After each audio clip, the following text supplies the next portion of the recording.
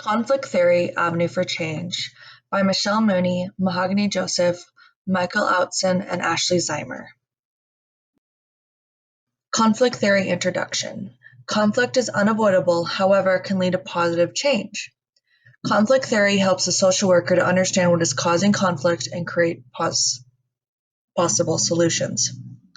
As social workers, we follow strict ethics and values, and we have to stand up for social and economic injustices, which can create conflict with current social policies and delivery methods. Social workers are sometimes called change agents. We're there to be the advocate for those who don't have a voice. There is a divide in social classes creating power differentials, which is an unequal distribution power in relationships.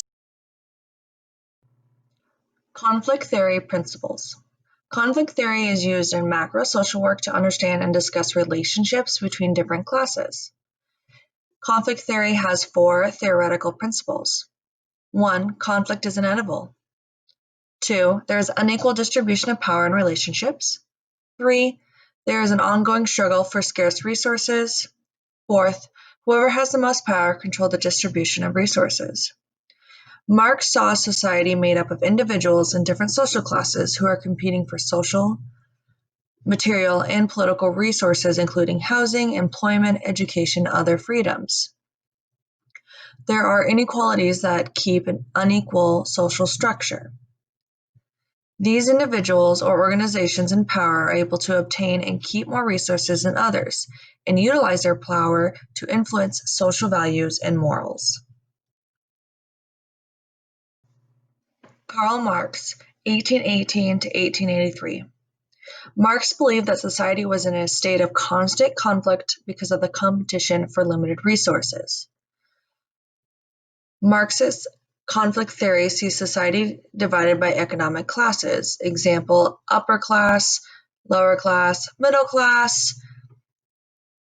Marx focused on a conflict between 2 primary economic classes, the owners and the workers.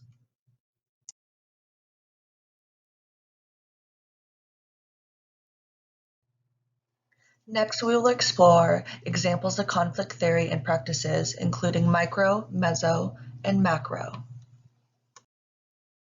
The first part I actually have is the micro level conflict. This consists of the relationships conflicts, interpersonal behavior through like self, couples, families, and toxic family relationships, conflicts with self and environment. Examples of this are a person engaging behavior that puts them at risk in self and environment, the social worker and client relationship, and some of the conflicts that come in with that. Some of the coping techniques are used through CBT techniques, Gottman techniques, parenting skills, conflict resolution, therapeutic interventions, and many other ones that could be used to resolve some of these barriers. The second part I have is meso-level conflict. This concentrates on groups, organization, communities. Some of the examples are schools with specialized programs to address groups of children that are exhibiting challenging behaviors, and that could result in conflict with peers, mental health organizations, and the conflict of in special population groups, and treatment facilities that also have addiction conflict that arises from groups afflicted by addiction and substance use.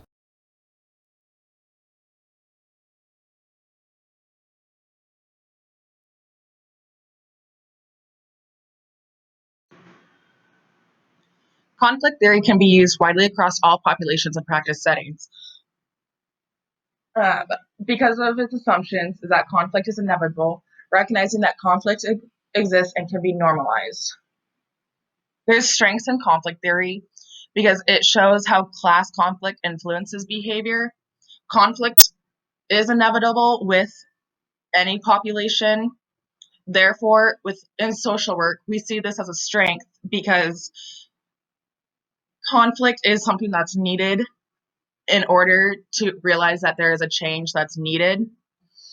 So to use this approach is that conflict theory can lead to change, and change is known to be a good thing. As with the strengths of the conflict theory, there are also limitations. These limitations include no step-by-step plan or how-to manual for the implementation of this theory. Interventions used with this theory can vary widely, making it difficult to evaluate the effectiveness of this intervention.